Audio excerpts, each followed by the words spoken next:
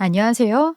매일 빼놓지 않고 사연을 듣고 있는 여성 애청자 중 한 명입니다. 옛말에 사람 죽으라는 법 없다고 하잖아요. 저는 얼마 전에 죽었다 깨어나는 기분을 몸소 느끼게 되었어요. 그래서 오늘 여기서 그 이야기를 한번 해보려고 합니다. 그럼 바로 제 사연 시작해 볼게요. 저는 올해로 남편과 결혼한 지 10년 차가 되었어요. 이제 와서 하는 말이지만 저는 인생의 반 이상을 외롭게 살아왔죠.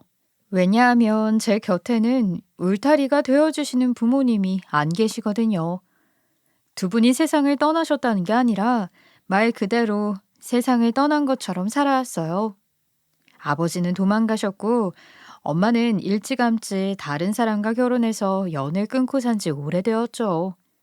그래서인지 결혼을 하고 나서는 시어머니와 남편이 저를 엄청 무시하더라고요. 물론 누구나 그렇듯이 신혼 초반까지만 해도 남편은 너무 잘해주었죠. 이게 바로 행복이구나 느껴질 정도로 말이에요. 여보, 내가 이 카드 줄 테니까 앞으로는 당신이 가지고 다니면서 필요한 곳에 써. 정말? 이 카드 가져가서 써도 돼? 내가 함부로 여기저기 긁고 다니면 어쩌려고 그래. 당신 카드값 무섭지도 않나 봐. 아이, 써봐야 당신이 뭐 얼마나 쓰겠어. 주부로 있으면서 매번 나한테 돈 받아서 쓰는 것도 힘들잖아. 그러니까 그냥 편하게 카드 쓰고 다녀. 진짜지? 나 당신 말대로 카드 가지고 가서 여기저기 긁고 다닌다? 당신 정말 후회 안 하지? 한도 꽉꽉 채워서 써도 후회 안 할 거니까 걱정 마셔. 당신도 이제 친구들이랑 만나서 맛있는 것도 사 먹고 예쁜 옷도 사고 그래. 남편은 그날 저에게 자진해서 카드를 건넸어요. 덕분에 저는 남편에게 카드를 받아서 편하게 지낼 수 있었죠. 게다가 남편은 기념일마다 빼놓지 않고 장미꽃과 선물을 사주었으며 데이트도 자주 나갔어요. 그리고 저희 두 사람을 이어준 아는 오빠와도 종종 만나서 술 한 잔씩 하기도 했죠. 그러나 시간이 지나면서 아는 오빠는 일이 바빠 자연스레 연락이 뜸해졌고 남편도 점점 본 모습이 드러나기 시작했어요. 본인도 모르게 욱한다던가 분에 못 이겨 막말을 내뱉는 일이 부지기수였죠. 이뿐만 아니라 남편은 돈 문제에 굉장히 예민했어요. 당신 오늘도 나가서 돈 썼더라? 카드 결제 문자 보니까 아주 가관이 아니던데? 내가 돈 좀 적당히 쓰라고 했지? 내가 뭐 못 쓸 곳에 썼어? 나가서 장 좀 보고 우리 지역이 태권도 학원비 내고 옷 한 벌 사준 거야. 나한테 쓴 것은 하나도 없다고. 너는 뭐 땅 파면 돈이 나오냐? 지역이 어차피 유치원 원복 입고 다니는데 뭐하러 옷을 사줘? 그리고 장을 뭐 얼마나 받길래 10만 원이 넘어가? 당신 지역이 아빠 맞아? 어떻게 애 옷 한 벌 사줬다고 이 난리를 쳐?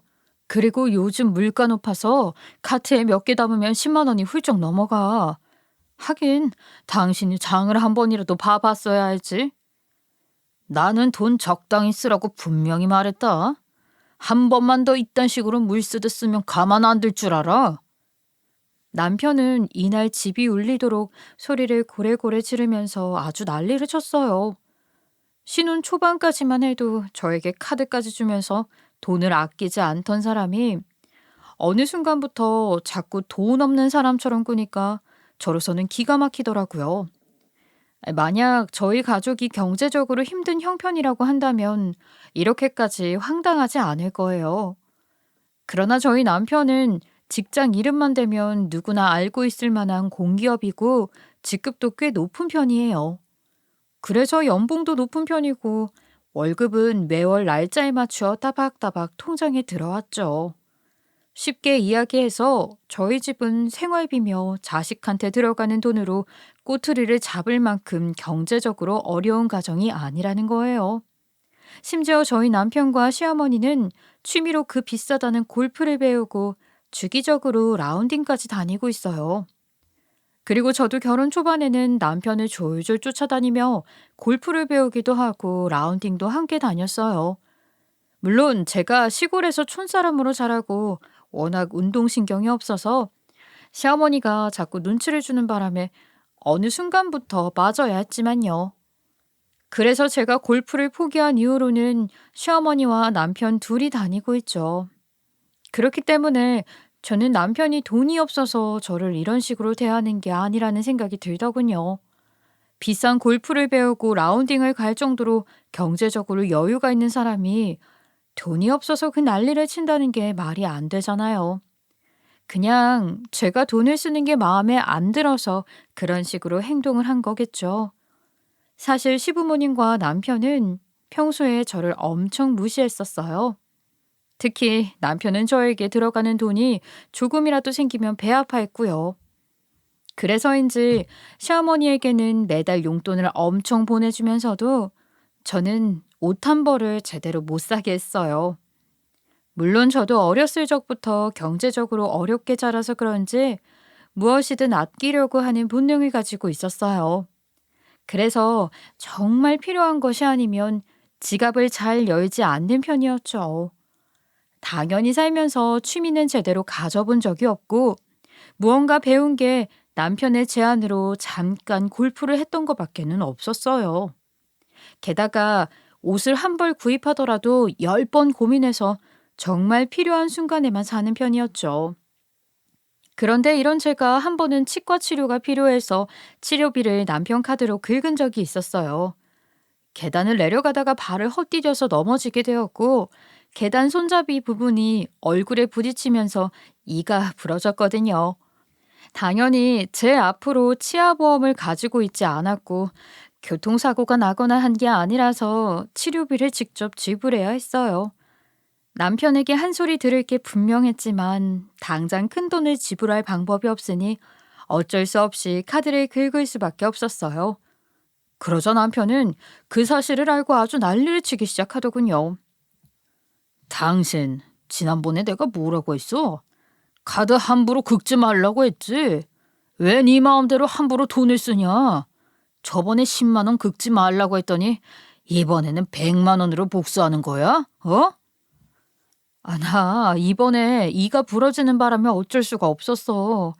카드 내용 문자로 오니까 어디서 긁었는지 알 거 아니야? 치과 치료가 시급했고 받고 보니까 비용이 너무 많이 나와서 당신 카드로 긁은 거야. 이렇게 급할 때는 카드 한 번씩 쓸 수 있잖아. 괜히 핑계 대지 마. 너는 돈 막 쓰는 게 취미냐? 어? 네 부모가 그딴 식으로 가정교육했냐고? 하긴 네가 그런 부모 밑에서 뭘 제대로 배우긴 했겠냐? 아빠는 집 나가 애미는 애 버리고 재우네. 아니, 여기서 갑자기 우리 부모님 얘기가 왜 나오는데? 아무리 카드 긁혀서 기분이 안 좋다고 해도 그렇지. 배울 만큼 배운 사람이 그런 식으로밖에 얘기를 못해? 그리고 당신이 돈을 못 벌고 있는 것도 아니고 내가 못 쓸 곳에 쓴 것도 아닌데 왜 그렇게 화를 내? 아무리 저와는 연이 끊긴 부모님이라지만 그래도 남편이 사위인데 처가 어른을 대상으로 버릇없이 이야기하는 모습을 보면서 굉장히 실망스럽더군요. 그리고 아무리 생각해봐도 제가 돈을 못 쓸 곳에 쓴 것 같지는 않았어요. 그래서 저는 남편의 말에 하나하나 반박하며 따지고 들었어요. 그랬더니 남편은 아예 눈이 돌아가서 난폭한 행동까지 하기 시작했죠.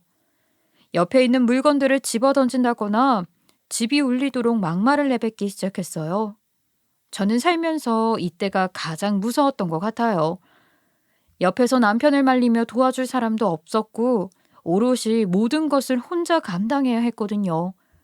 그날 남편은 제 앞에서 한참 동안 난폭한 행동을 했죠.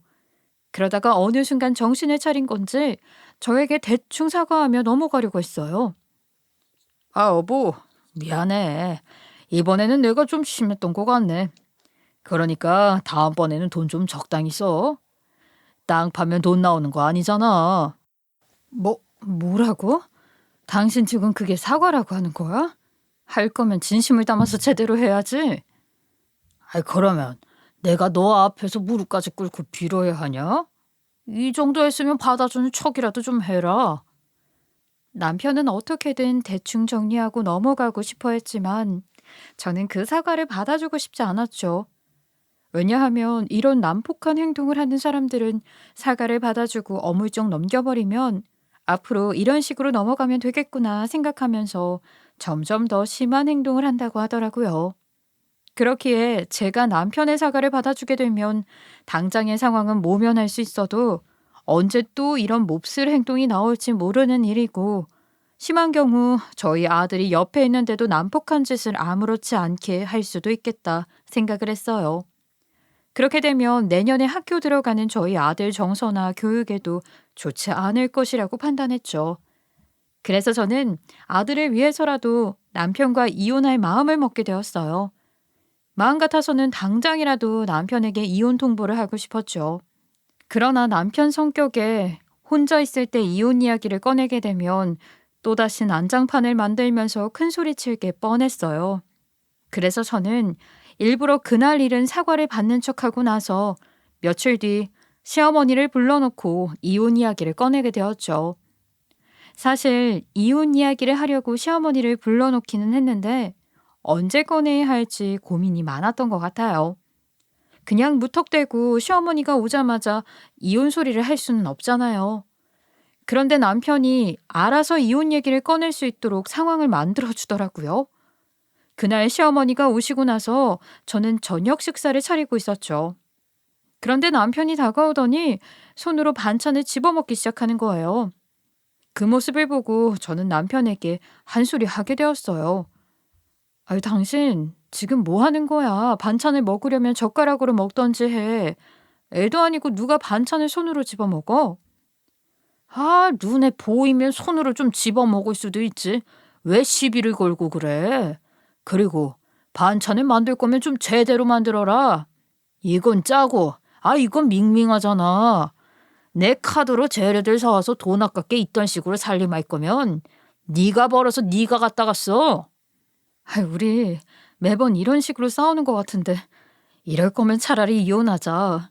나는 더 이상 당신이랑 못 살겠어. 지난번에 치과 다녀왔을 때도 그렇고 가족한테 돈 쓰는 게 아깝고 그렇게 배 아프면 혼자 고이고이 모아놓고 잘 먹고 잘 살아봐. 저희 부부의 싸움은 남편이 반찬을 집어먹는 것으로 시작이 되었고 저는 이때가 기회다 싶어서 이혼 통보를 하게 되었어요. 그러자 남편은 갑작스러운 이혼 통보에 또 화가 났는지 보란 듯이 집안을 개판으로 만들기 시작했어요. 저도 어느 정도 남편이 다시 난폭한 행동을 할 것이라는 것을 예상하고 있기는 했지만 막상 다시 경험하게 되니 너무 무섭더라고요. 당연히 남편은 저의 이혼 통보에 동의를 못한다고 아주 방방 뛰며 난리를 쳐댔죠. 뭐? 이혼 같은 소리하고 앉아있네. 부모 없는 것이랑 결혼해서 지금까지 먹여 살라놨더니 감히 걷어준 은혜도 모르고 내 앞에서 날뛰어? 내 인생에 이혼남 꼬리표는 절대 없으니까 너 꿈도 꾸지 마라. 여보, 지금 지혁이도 옆에 있는데 뭐 하는 거야? 그만 난리치고 앉아서 차분히 이야기하자. 우리 아들 무서워서 울고 있잖아. 어? 지금까지 내 와이프로 잘 먹고 잘 살게 만들어줬더니 감히 네가 은혜를 원수로 갚아? 은혜를 모르면 짐승이라고 했어. 그러니까 너는 나한테 은혜를 갚아야지. 난 절대 이혼 못하니까 헛소리 하지 마라. 여보, 안 되겠어. 나 당신이랑 도저히 못 살겠어. 그러니까 우리 좋게 헤어지자. 당신도 마음 떠난 나랑 같이 살면 인생이 지옥일 텐데 그냥 나랑 이혼하고 새 인생 시작하는 게 낫지 않겠어?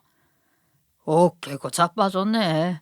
내 인생에 이혼남 꼬리표 달리는 게 지옥이지. 당신이랑 사는 게 지옥이겠냐? 난 절대 이혼할 수 없으니까 그냥 네가 포기해라. 여보, 내가 바라는 건 우리 지역이 양육권 딱 하나야. 재산분할 같은 건 욕심내지 않을게. 그러니까 제발 이혼 서류에 도장만 찍어주라. 헛소리 하지 마라. 내가 이혼을 하더라도 내 자식 양육권을 순순히 넘겨줄 거 같냐? 그리고 재산분할 같은 소리하고 앉아있네. 네가 우리 집안을 위해 한 게 뭐가 있다고 재산분할 이야기를 꺼내? 오히려 네가 나한테 은혜를 갚아야 된다니까. 아무래도 남편은 순순히 이혼을 해줄 것 같진 않았어요. 그러나 저는 남편과 도저히 같이 살지 못할 것 같았죠. 그래서 남편에게 제발 이혼만 해달라면서 싹싹 빌었던 것 같아요. 그러나 남편은 제 말을 들은 척도 하지 않고 지난번처럼 보이는 것마다 던지며 소리를 지르면서 난폭한 행동을 하더라고요. 그러자 시어머니는 거실에 계시다가 큰 소리가 나고 이혼 소리까지 오고 가니까 저희 부부가 있던 곳으로 들어오셨죠. 저는 당연히 남편이 못된 짓을 하고 있으니까 이 일만큼은 나서서 말려주시겠지 생각했어요. 그러나 시어머니는 말리기는커녕 오히려 남편을 더 부추기는 거예요. 네가 뭐라고 내 귀한 아들한테 이혼하자는 소리를 해? 감히 누구 인생을 망치려고 내 아들한테 이혼하자는 소리를 내냐고. 어머니, 이런 상황에 저 사람을 말려주셔야지. 왜 부추기고 그러세요? 일단 저 사람 제정신 아니니까 제발 좀 말려주세요. 내가 왜 우리 아들이 하려는 일을 말려야 하냐? 아들아, 아무래도 이 정도로는 안 되겠다. 얘 말로 해서는 정신 못 차리겠어. 내가 이거 줄 테니까 저거 정신교육 좀 바짝 더 시켜라. 시어머니는 직접 안방에 들어가 골프채를 가지고 나와서 남편 손에 쥐어주더니 이미 눈이 돌아간 사람을 조종까지 하더군요. 시어머니의 이야기에 남편은 더 무섭게 돌변했고 여기저기 골프채를 휘두르며 저한테까지 손을 대며 휘두르기 시작했어요. 그때는 팔로 몸으로 저를 막느라 몰랐는데 지나고 나니까 몸이 만신창이더라고요. 결국 저는 안 되겠다 싶어서 대성통곡하며 울고 있는 아들을 안고 급히 맨발로 집을 뛰쳐나오게 되었어요. 다행인지 불행인지 남편과 시어머니는 저희 두 사람을 쫓아나오지 않았죠. 바로 뒤쫓아 나올 줄 알고 겁을 엄청 먹고 있었는데 다행이다 싶었어요. 그렇게 저는 다리에 힘이 풀린 채로 집 앞에 주저앉아 급히 아들의 상태를 살피기 시작했어요. 아무래도 저희 아들은 아버지의 그런 모습을 처음 봐서 그런지 많이 놀란 듯 보였죠. 그 모습을 보는데 저는 아들에게 이런 모습을 보여줘서 미안하기도 하고 왜 저한테만 이런 일이 생기나 싶어 서럽기도 했어요. 그래서 아들을 끌어안고 서럽게 오열을 하게 되었죠. 그렇게 약 5분 정도의 시간이 흘렀을 때였어요. 그때쯤 저희 집 앞에 봉고차 한 대가 서더라고요. 그리고 그 차에서는 아는 오빠가 내렸죠. 이 아는 오빠는 제가 맨 처음에 말씀드렸듯이 저희 부부를 이어준 사람이에요. 암튼 사실 남편이 집안을 개판으로 만들어 놓던 그날에 아는 오빠에게 연락이 왔었어요. 그날 아는 오빠는 저에게 급박하고 뜬금없이 이혼을 하라는 소리를 했었죠. 윤진아, 너 오빠 믿지? 충분히 네가 나를 이상하게 생각할 수 있다는 거 아는데 지금 당장 네 남편이랑 이혼해라. 오빠, 그게 무슨 말도 안 되는 소리야. 갑자기 전화를 해서 남편이랑 이혼을 하라니 대체 이유가 뭔데? 이건 전화로 설명할 수 있는 일이 아니라서 이유는 나중에 만나면 이야기해 줄게. 그러니까 윤진아, 너 오빠 말 믿고 재영이랑 이혼해. 아무리 오빠가 나한테 친오빠 같은 사람이라고 해도 이유도 없이 어떻게 이혼을 해. 납득할 만한 이유가 있어야 이혼을 하든지 말든지 판단을 하지. 아는 오빠는 납득할 만한 이유를 알려달라고 하는 저의 이야기에 굉장히 난감해했어요.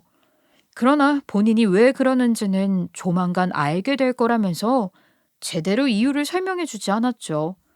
그저 본인을 믿고 당장 이혼을 해야 한다는 이야기만 반복하더라고요. 그래서 저는 아는 오빠 말에 너무 혼란스러웠던 것 같아요. 전화를 마무리하고 나서도 별의별 생각을 다 했죠. 그런데 아는 오빠와 전화를 했던 그날 저녁에 남편이 들어와서 돈 문제로 난폭한 행동을 했고 저는 그 모습에 완전히 이혼을 마음먹게 되었던 거예요. 그러나 막상 이혼 통보를 하기 위해 시어머니를 집에 부른다고 해도 불안한 것은 매한가지더라고요. 아무래도 시부모님이 저를 예뻐하는 것이 아니었기 때문에 무조건 안심하고 있을 수는 없겠다는 생각이 들었거든요. 그래서 저는 경찰서에서 형사로 근무하고 있던 아는 오빠가 곁에 있으면 도움이 많이 되지 않을까 하는 생각이 들어 전화를 해서 도와달라고 미리 요청을 하게 되었죠. 그래서 아는 오빠는 저의 부탁으로 밖에서 대기를 타며 집 주변을 뱅뱅 돌고 있었어요.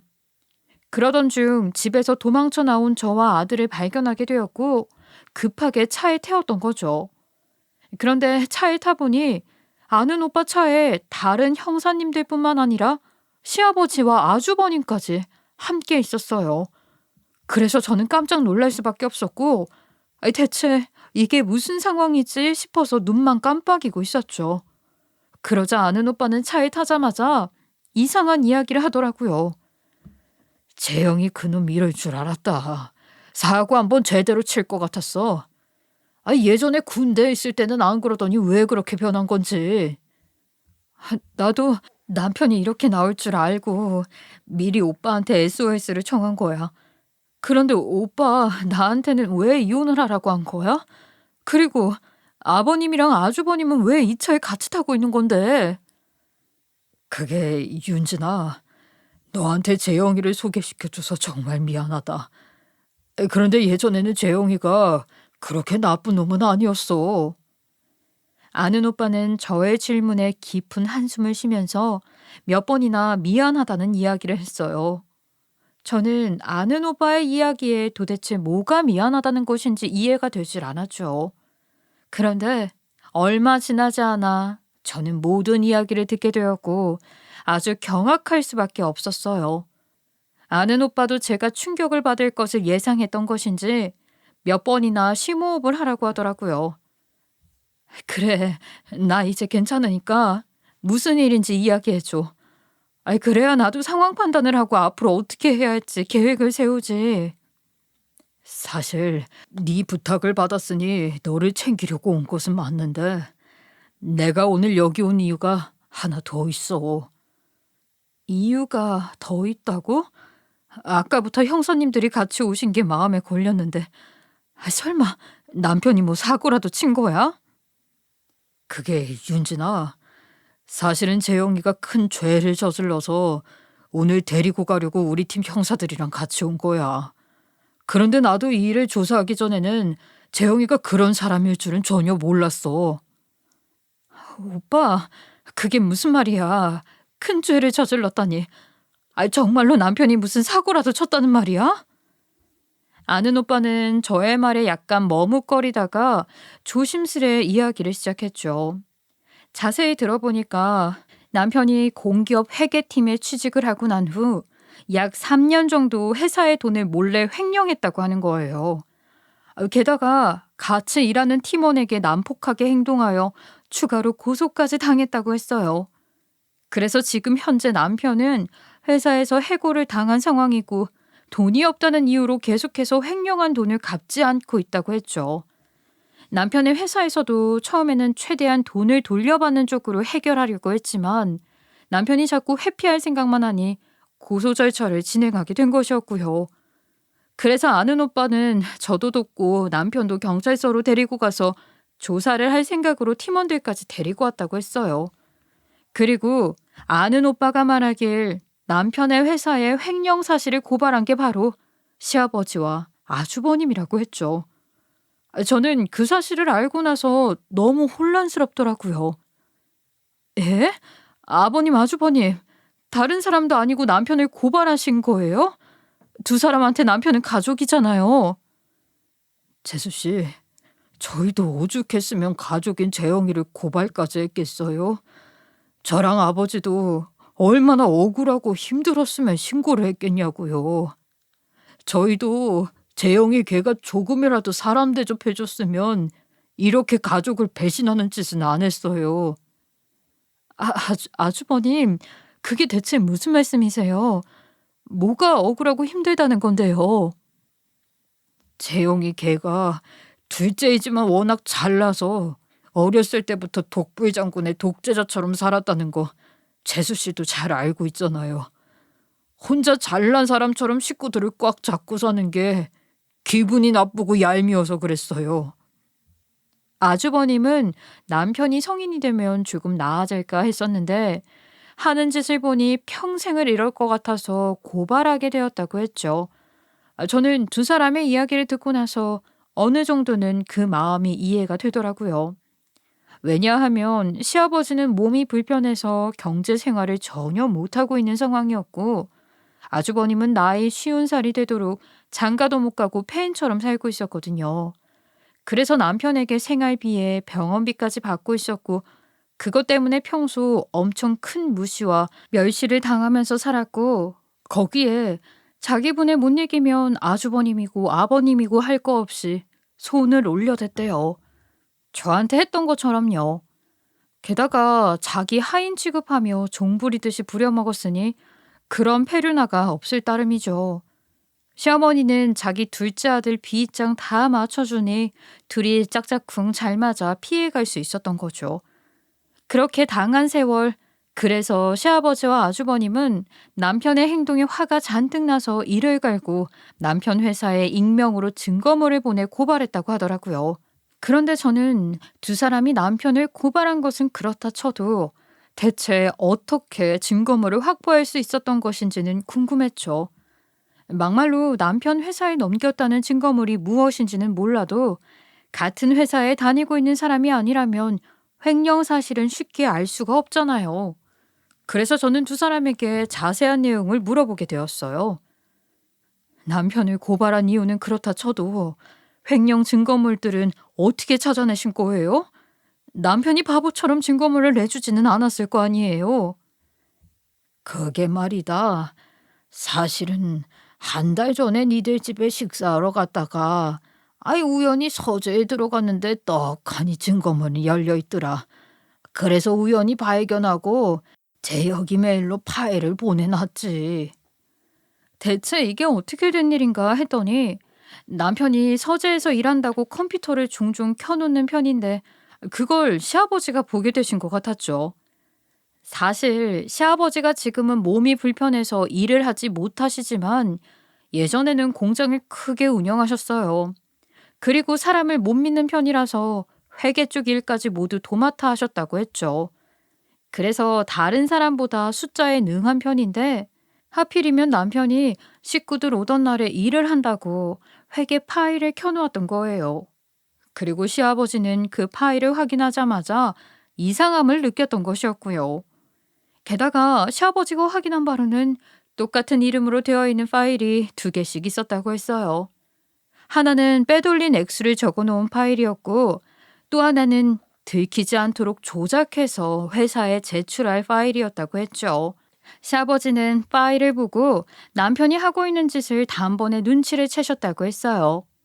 그리고 남편이 이런 작업을 회사에서 하게 되면 들키니까 일부러 집에서 작업을 하고 있다는 것도 단번에 파악하셨다고 했죠. 시아버지는 남편이 하고 있는 못된 짓을 알게 된 후 파일을 어떻게 사용하게 될지는 모르겠지만 일단 챙겨 놓아야겠다는 생각부터 하게 되었다고 했어요. 그래서 아주버님을 조용히 불러서 남편 컴퓨터에 있던 파일들을 몰래 메일로 보내놓았다고 했죠. 그리고 혹시나 들킬 수 있으니까 메일 발송 내역은 미리 삭제를 해놓았다고 했어요. 그래서 그 파일들을 확보하고 난 후에 곧장 남편 회사에 넘기고 고발을 하신 거예요? 아니요. 저희도 오랫동안 고민했죠. 그래도 재영이가 아버지한테는 아들이고 저한테는 동생인데 고발하는 게 어디 쉬웠겠어요? 게다가 회사에서 해고를 당하면 당장 식구들이 먹고 사는 게 힘들어지니까 고민이 많았어요. 두 분 나중에 어쩌시려고 그래요? 말씀하신 것처럼 당장 남편이 없으면 먹고 살 길도 없을 텐데 정말 괜찮으시겠어요? 이미 엎질러진 물을 주워 담을 수도 없고 살 길은 어떻게든 찾아봐야지. 설마 삿입에 거미줄이라도 치겠니? 그리고 이 세상에 영원한 비밀은 없다. 우리가 묻고 넘어갔어도 언젠가는 밝혀질 일이었어. 아버님, 아주버님, 아무리 그래도 나중에 남편에게 받는 원망 다 어떻게 감당하실 거예요? 아무리 익명으로 고발을 했다고 하더라도 이제 조사받게 되면 다 알게 될 텐데요. 아이, 설마 우리가 그만한 각오 없이 이 일에 뛰어들었겠니? 그리고 재영이 그놈이 지가 저지른 일에 한번 된통 당해봐야 해. 평소에 돈 좀 번다고 사람을 막 부리고 애비도 형도 못 알아보고 손 올리고 주먹 다짐하는 게 그게 사람이고 자식이냐? 그놈은 그것 말고도 원체 벌 받아야 할 놈이었어. 그동안 우리가 당한 세월이 10여 년인데 아들놈한테 맞고 산다고 어디 가서 얘기도 못했다. 그런 불효자식이 어딨냐? 그리고 이제는 너한테까지 그런다며. 저는 두 사람의 이야기에 오만 가지 생각이 다 들더라고요. 한편으로는 가족을 고발한 두 사람의 마음이 이해가 되면서도 또 다른 한편으로는 남편이 저희 아이의 아버지이다 보니까 앞으로 벌어질 일이 막막하고 혼란스러웠죠. 하지만 이미 일은 벌어졌고 제가 뭘 어떻게 할 수 있는 상황은 아니었어요. 그저 앞으로의 일이 어떻게 진행이 되는지 지켜볼 수밖에 없었죠. 아는 오빠는 가만히 저의 표정을 살피고 있다가 조심스럽게 이야기를 꺼내기 시작했어요. 윤진이 너도 들어서 알고 있겠지만 지금 현재 재영이는 회사에서 고소를 당한 상황이야. 회사 입장에서는 돈을 돌려주면 그냥 해고로 조용히 끝낼 생각이었나 본데 액수가 워낙 크고 재영이가 돌려줄 생각을 하지 않으니 고소까지 이어진 것 같아. 오빠 말은 지금 상황이 꽤 심각하다는 거네. 나는 TV 뉴스에서만 보던 일이 내 눈앞에서 벌어지고 있었을 것이라고는 꿈에도 생각 못했다. 이 일 때문에 오빠는 나한테 이혼을 권유한 거야? 한 달 전쯤에 재영이 회사 사건이 우리 관할에 배당되었고 나는 그걸 받아서 계속 수사를 진행하고 있었거든. 사실 나도 배당된 사건 서류를 보고 깜짝 놀랐어. 횡령의 팀원들의 추가 고소건까지. 상황이 꽤 심각해서 그래서 너한테 이혼을 권유하게 된 거야. 팀원들의 추가 고소는 어떻게 진행이 된 건데? 아버님이랑 아주버님이 고발한 건 횡령 내용밖에 없었잖아. 그게 재영이가 고발을 당해서 회사 감사팀 조사를 받게 되고 해고까지 당하게 되니까 피해를 입은 팀원들이 이때다 싶어서 단체로 고소를 한 것 같아. 서류를 확인해 보니까 그동안 팀원들을 심하게 괴롭힌 것 같더라고. 그런데 오빠, 그럼 아버님이랑 아주버님은 회사에 고발했다면서 왜 차에 태운 거야? 재영이 회사에서 고소가 들어왔으니 고발건에 대한 참고인 주사가 필요해서 태웠어. 나로 연락했더니 흔쾌히 조사를 받겠다고 하셔서 같이 서로 모시고 가려고. 그래서 말인데 네 남편 데리고 갈 수 있게 집 문을 좀 열어줄 수 있을까? 아는 오빠는 굳은 표정으로 모든 것을 이야기해주고 나서 저에게 집 문을 열어달라며 부탁을 했어요. 그러나 저는 시어머니와 남편에게 겁을 먹고 있었기에 주저할 수밖에 없었죠. 제가 비밀번호를 누르고 집에 들어가면 두 사람은 또다시 저에게 골프채를 들고 달려들 것 같았거든요. 아는 오빠는 이런 저의 마음을 알고 있었던 것인지 최대한 저를 안심시켜주려고 하더군요. 윤진아, 너 지금 집에 들어가기 겁나서 주저하는 거지? 네 마음 나도 이해해. 오빠, 사실 두 사람이 아까처럼 골프채를 들고 나한테 달려들까 봐 조금 무섭네. 그런 일 겪었으면 충분히 그럴 수도 있어. 하지만 너무 걱정 안 해도 돼. 나쁜 일이 일어나지 않도록 나랑 팀원들이 금방 집 안으로 들어갈 거야. 혹시 너무 무서워서 먼저 들어가는 게 힘들면 비밀번호만 눌러서 문 열어준 뒤에 숨어 있어도 되고. 아니야, 내가 문 열고 먼저 들어갈게. 아무래도 그게 맞는 것 같아. 저는 절대 무슨 일이 일어나지 않도록 하겠다며 약속을 해주는 아는 오빠를 믿고 크게 심호흡을 하고 나서 조심스레 집 비밀번호를 누르고 들어갔어요. 당연히 아는 오빠와 형사님들은 현관문을 열어놓은 채 집 앞에서 대기하고 있었죠. 그래도 혼자였다면 무서워서 못했을 텐데 믿는 구석이 있어서 그런지 조금은 마음이 편하더라고요. 그렇게 저는 혼자 집 안으로 들어가게 되었고 시어머니와 남편을 마주하게 되었어요. 당연히 시어머니와 남편은 앞으로 일어날 일을 모르고 저를 신나게 비웃어댔죠. 뭐냐? 당당하게 애 데리고 집 나갈 때는 언제고 왜 다시 기어들어왔어? 설마 너 갈 곳 없어서 돌아온 거냐? 여기가 무슨 노숙센터야? 하여간 행동하는 꼬라지하고는. 아, 너 그럴 거면 뭐하러 집 나간 거냐? 얼마 안 있다가 다시 들어올 거. 이렇다니까 새장에 가둬둔 새 보고 나가라고 새장 열어놔도 그 새가 못 나가는 거랑 똑같아.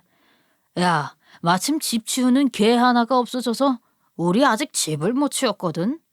아, 그러니까 골프채 들고 나오기 전에 얼른 어지럽혀진 집이나 치워라. 두 사람 아직 상황 파악 제대로 못하고 있어. 내가 왜 당신들이 어지럽힌 집구석을 치워야 하는데요? 저한테 집 치우라고 명령하기 전에 두 사람 앞날이나 걱정하세요. 저는 두 사람의 이야기에 곧장 반박했죠. 그러자 두 사람은 저에게 손을 또 올리려고 하더라고요. 그러나 때마침 아는 오빠와 형사님들이 집 안으로 들어와 두 사람을 막아섰고 곧장 남편에게 상황 설명을 한 후 데리고 나가려고 했어요. 그러나 시어머니는 남편이 한 짓이 도저히 믿겨지지 않는 것인지 아는 오빠의 바짓가랑이를 붙들고 늘어졌죠. 아니, 형사님들 지금 우리 아들이 무슨 잘못을 했다고 잡아가요? 뭔가 잘못하고 계신 것 같아요. 아, 우리 재영이 그런 못된 짓 할 애 아니에요. 돈도 잘 버는 애가. 아니, 무슨 이유로 회사 돈을 훔치겠어요? 어머님이 아무리 그러셔도 소용없습니다. 이미 김재영 씨가 한 짓 회사에 다 밝혀져서 감사팀 조사받았고요.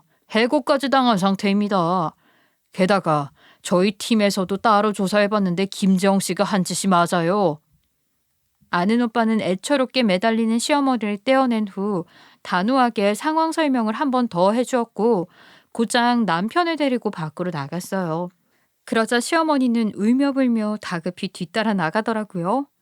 저 또한 재미있는 구경거리가 생길 것 같아서 곧장 밖으로 나가보았죠. 그리고 예상했던 것처럼 시어머니와 남편은 차에 타서 상황을 지켜보고 있는 시아버지와 아주버님을 보게 된 듯 했어요. 그제서야 두 사람은 제일 믿었던 가족에게 뒤통수를 맞았다는 것을 알고 아주 난리가 났죠. 지금 이 상황 뭐야?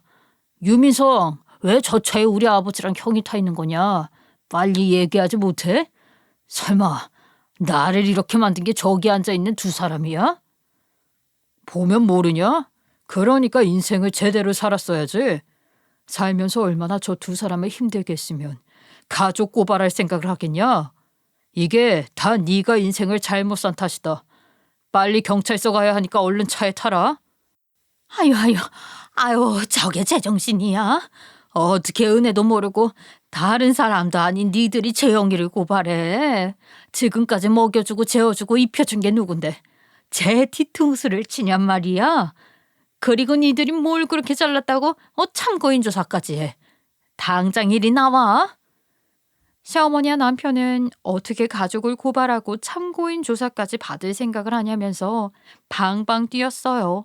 특히 시어머니는 억지로 차 안에 밀고 들어가 두 사람을 끌어내려고 안간힘을 썼죠. 하지만 형사님들이 막무가내 행동을 하는 시어머니를 곧장 차에서 끌어냈어요. 그러자 그 모습을 바라보고 있던 시아버지와 아주버님은 아주 고소하다는 듯이 웃더라고요. 그러니까 사람을 적당히 무시했어야지.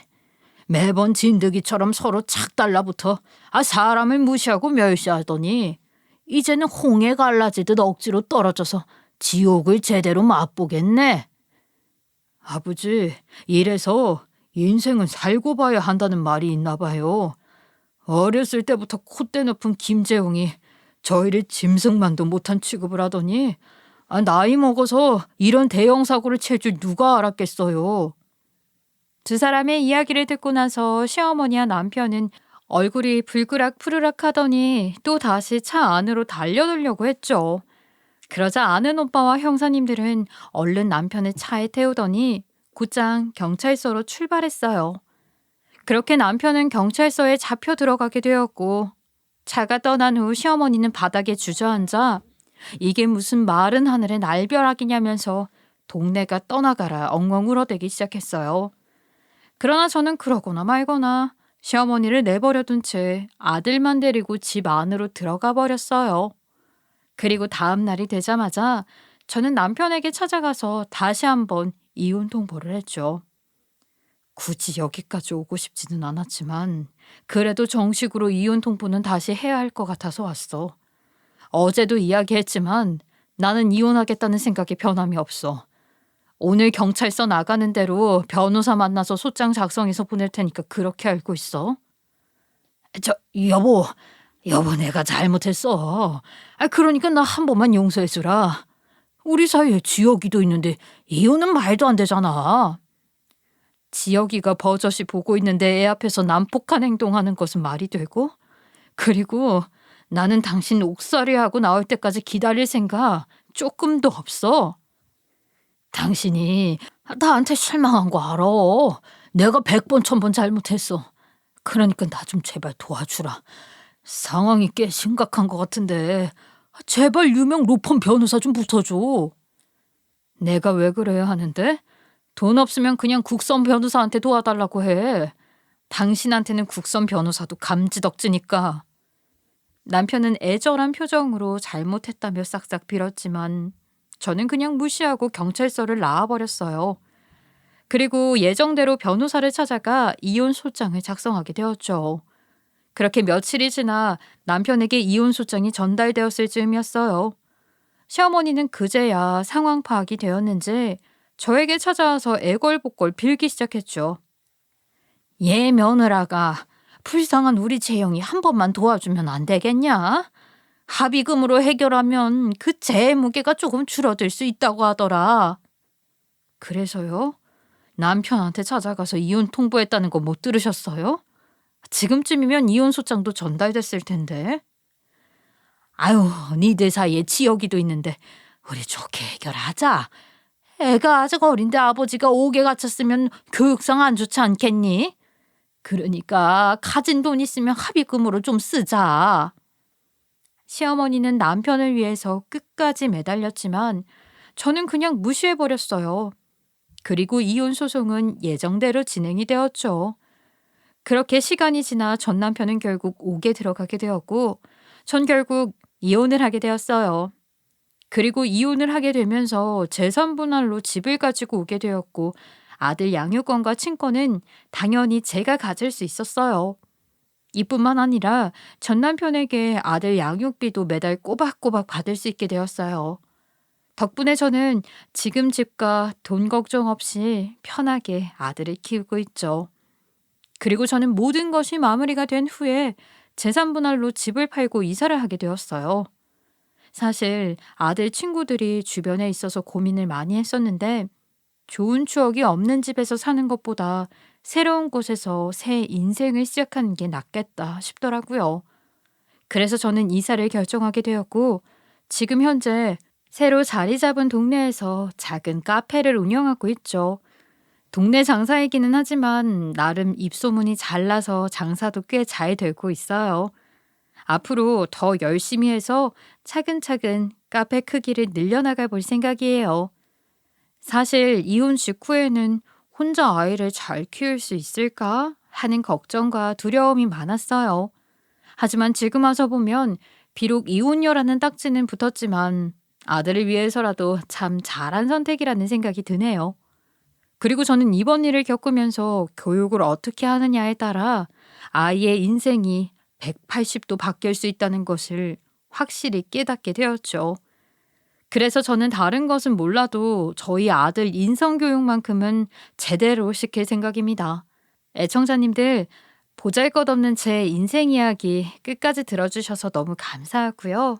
큰일 겪고 새 인생 살아가는 저희 모자 많이 응원해 주시면 감사하겠습니다. 그리고 애청자님들의 가정에도 항상 평안이 가득하시기를 바랄게요. 감사합니다.